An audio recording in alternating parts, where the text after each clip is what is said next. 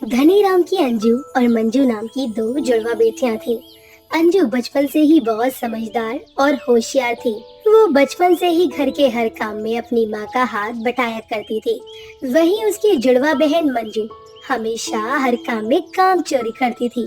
इसलिए उसके पिता हर छोटी बात के लिए उस पर डांट लगाया करते थे। मंजू को हमेशा अंजू से इस बात के लिए ईर्ष्या होती थी कि उसके पिताजी हमेशा सबके सामने अंजू की तारीफ करते थे और उसकी शिकायत लगाया करते थे। कुछ सालों के बाद जब वो दोनों शादी के लायक हुई, तो धनीराम ने रमेश और मुकेश नाम के दो जुड़वा भाइयों के साथ अंजू और मंजू की शादी करवा दी। रमेश और मुकेश दोनों भाई अपने खेत में खेती का काम किया करते थे। उन दोनों के बीच बहुत प्यार था। लेकिन जब दोनों भाइयों की शादी हुई, तो मंजू ने अपने पति मुकेश को उसके भाई और अपनी बहन के खिलाफ भड़काकर घर और खेत के दो हिस्से करवा लिए और लड़ झगड़ कर खेत का ज्यादा हिस्सा अपने नाम करवा लिया। रमेश अपने भाई से जमीन के लिए झगड़ा नहीं करना चाहता था, इसलिए उसने ज्यादा कुछ ना कहते हुए अपने हिस्से की आधी जमीन उसे दे दी और अंजू और रमेश के हिस्से में खेत का हिस्सा बहुत ही कम आया। रमेश जी, आजकल फसल बेचकर हम ज्यादा पैसे कमा नहीं पाते हैं। अगर ऐसे ही चलता रहा ना, तो कुछ दिनों में हमें खेती करने के लिए भी कर्जा लेना पड़ेगा। तुम सही कह रही हो अंजू। अब मुझे खेती के अलावा भी कुछ काम करना होगा जिसमें मैं घर का खर्चा अच्छे से संभाल सकूं। अगर आप बुरा न माने तो क्या मैं आपसे एक बात कहूँ? मुझे बचपन से ही खाना बनाने का बहुत शौक था, इसलिए मेरी माँ ने मुझे एक बार अपने खास मसाले वाले छोले भटूरे बनाना सिखाए थे। और मैं चाहती हूँ ना कि हम दोनों मिलकर बाजार में छोले भटूरे का एक स्टॉल लगाएं। वैसे भी बाजार में आसपास कोई छोले भटूरे की दुकान है भी नहीं। हम ये काम करेंगे तो देखना हमें बहुत मुनाफा होगा। कह तो तुम ठीक रही हो अंजू। मैं एक काम करता हूँ, बाजार जाकर छोले भटूरे बनाने का सारा सामान लेकर आता हूँ। फिर कल तुम बाजार में जाकर अपना छोले भटूरे का स्टॉल लगाना। लेकिन मेरे पास तो इतने पैसे भी नहीं है कि मैं तुम्हारे लिए छोले भटूरे बनाने का सामान खरीद कर ला सकूं। ये सोचकर रमेश बहुत उदास हो जाता है। तभी अंजू रमेश को उसके बचत किए हुए कुछ पैसे देती है और रमेश उन पैसों को लेकर बाजार में जाता है और वहाँ से छोले भटूरे बनाने का बहुत सारा सामान ले आता है। अहे भगवान, मैं तो भूल ही गई। छोले भटूरे बेचने के लिए हमें एक ठेला भी तो किराए पर लेना होगा। लेकिन बचत के तो सारे पैसे तो ये सामान लाने में ही खत्म हो गए। अंजू की बात सुनकर रमेश भी परेशान हो जाता है, लेकिन वो अंजू को शांत करने के लिए उससे कहता है, तुम चिंता मत करो, मैं कुछ करता हूँ। गाँव में बहुत से जानकार हैं, कोई ना कोई तो हमारी मदद जरूर करेगा। इतना कहकर रमेश बाहर चला जाता है।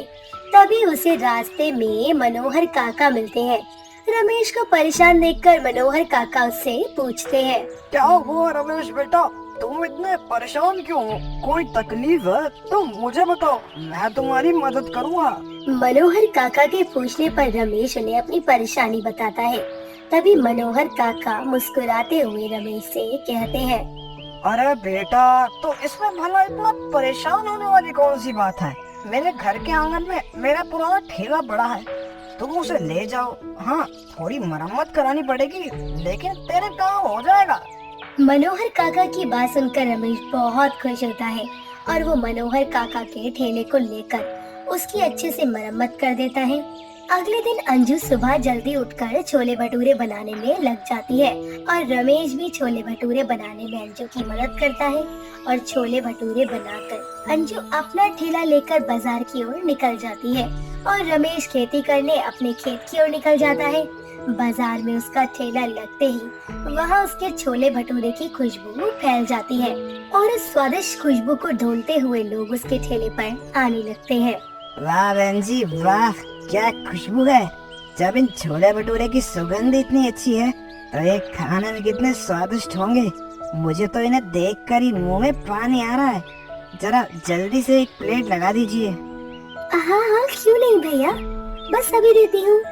अंजू अब ग्राहक के लिए गर्मा गर्म भटूरे तलती है और उन छोले भटूरों को खाकर वो ग्राहक बहुत खुश हो जाता है और धीरे धीरे उनकी खुशबू से अंजू के ठेले पर ग्राहकों की भीड़ लग जाती है। जो भी ग्राहक उसके छोले भटूरे खाता है वो अपनी उंगलियां चाटता रह जाता है। काम के पहले दिन ही इतनी अच्छी बिक्री देखकर अंजू बहुत खुश होती है। वो अगले दिन फिर से छोले भटूरे बनाकर बाजार में लाती है और अगले दिन उसके ठेले पर और ज्यादा लोग उसके हाथ के छोले भटूरे खाने आते हैं और देखते ही देखते कुछ ही दिनों में उसकी आमदनी भी अच्छी होने लगती है और अंजू उस कमाई से अच्छे खासे पैसे भी जोड़ लेती है और रमेश से कहती है, रमेश जी, कुछ महीनों की कमाई से मैंने कुछ पैसे जोड़े हैं। आप हर रोज पूरा दिन खेत में काम करते हैं और फिर बड़े बाजार तक पैदल चलकर सामान लाने जाते हो। आप कितना थक जाते हो। मैं चाहती हूँ कि आप एक स्कूटर ले लो, इससे आपको थकावट भी नहीं होगी और आपका समय भी बच जाएगा। नहीं अंजू, ये सब फालतू का खर्चा है। तुम पैसे बचाकर अपने पास रखो, बाद में काम आएंगे। अरे आप चिंता मत कीजिए रमेश जी, मैंने जरूरत के समय के लिए पैसे बचाकर अलग से रखे हैं। आप ज्यादा मत सोचिए और अपने लिए एक स्कूटर ले लीजिए।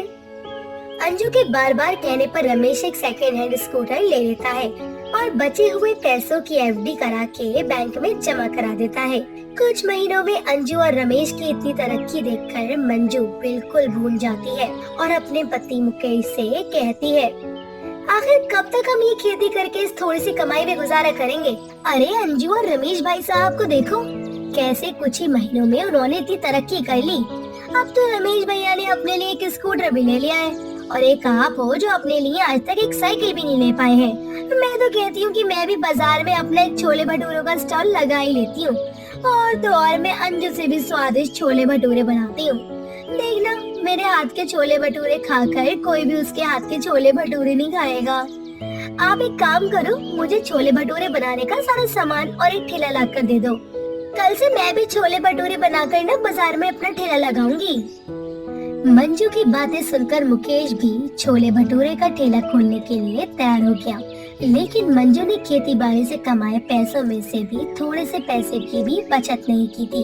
इसलिए उसने छोले भटूरों का स्टॉल खोलने के लिए अपने खेत को जमींदार के पास गिरवी रख दिया और उन पैसों से एक छोले भटूरों का ठेला खोल लिया और अंजू के ठेले के ठीक सामने मंजू ने अपना ठेला लगा लिया। जहां अंजू 20 रुपए में छोले भटूरे की एक प्लेट बेचती थी, वहीं मंजू उसकी बिक्री कम करवाने के लिए 15 रुपए में एक प्लेट छोले भटूरे बेचने लगी। उसके ठेले पर अंजू के ठेले से कम दाम देखकर कुछ ही देर में उसके ठेले के बाहर भी ग्राहकों की भीड़ लग गई। लेकिन जो स्वाद लोगों को अंजू के छोले भटूरे में मिलता था, वो स्वाद उन्हें मंजू के छोले भटूरे में नहीं मिला। अरे बहन जी, सच कहूँ तो आपके छोले भटूरे में वो बात नहीं जो अंजू बहन जी के छोले भटूरों में है। उनके छोलों की तो खुशबू इतनी अच्छी है कि मुंह में पानी आ जाता है। ग्राहक के मुंह से अंजू की तारीफ सुनकर मंजू और भी जल भुन जाती है। अगले दिन वो छोलों को स्वादिष्ट बनाने के लिए उनमें तेज मिर्च मसाले डालकर छोलों को बनाती है, लेकिन तेज मिर्च मसाले डालने से उसके छोलों का स्वाद बहुत ही चटपटा हो जाता है और एक निवाला खाते ही सभी ग्राहकों के कानों से धुआं निकलने लगता है। अरे ये कैसे छोले बनाए हैं, इतने तीखे। अरे हफ्ते भर की मिर्ची आज ही डाल दी क्या आपने इन छोलों में? क्या कहा? मिर्ची ज्यादा हो गई क्या? ज्यादा? इधर सबके कानों से धुआं निकल रहा है और आप पूछ रही हो कि मिर्ची ज्यादा हो गई क्या? अरे बहन जी, ये पकड़ो आपके छोले भटूरे।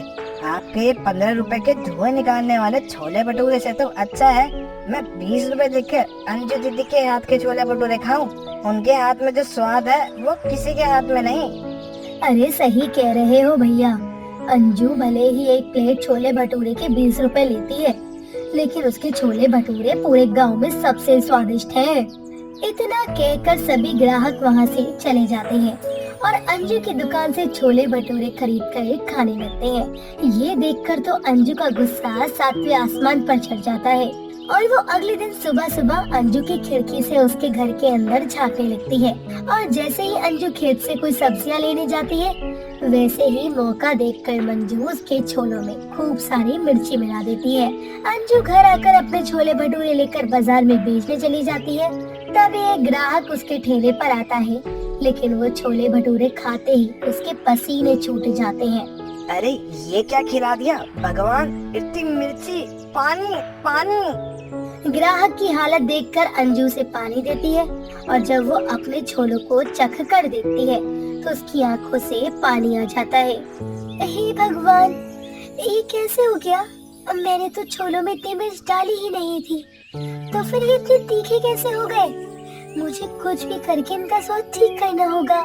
अंजू अब अपने दिमाग में एक आइडिया सोचती है और पास वाली दुकान से खूब सारी दही लेकर आती है और वो छोलों में थोड़ा पानी, नमक और दही मिलाकर मिर्ची के स्वाद को कम कर देती है और ग्राहकों को छोले भटूरे खाने के लिए देती है। अरे वाह अंजू दीदी, आज छोले में कुछ अलग डाला है क्या? बड़ा ही गजब का स्वाद आ रहा है, खाकर मजा आ गया। मैं तो कहता हूँ अब से आप हर रोज ऐसे ही छोले बनाइएगा। ग्राहक की बात सुनकर अंजू बहुत खुश होती है और हर दिन की तरह आज भी उसकी कमाई बहुत अच्छी होती है। उसके सारे छोले भटूरे बिक जाते हैं, लेकिन उसके सामने खड़ी मंजू के ठेले पर गिने चुने कुछ ही ग्राहक जाते हैं, जिस वजह से वो अंजू से चलकर देर रात को उसके ठेले में आग लगाकर उसके ठेले को जला देती है।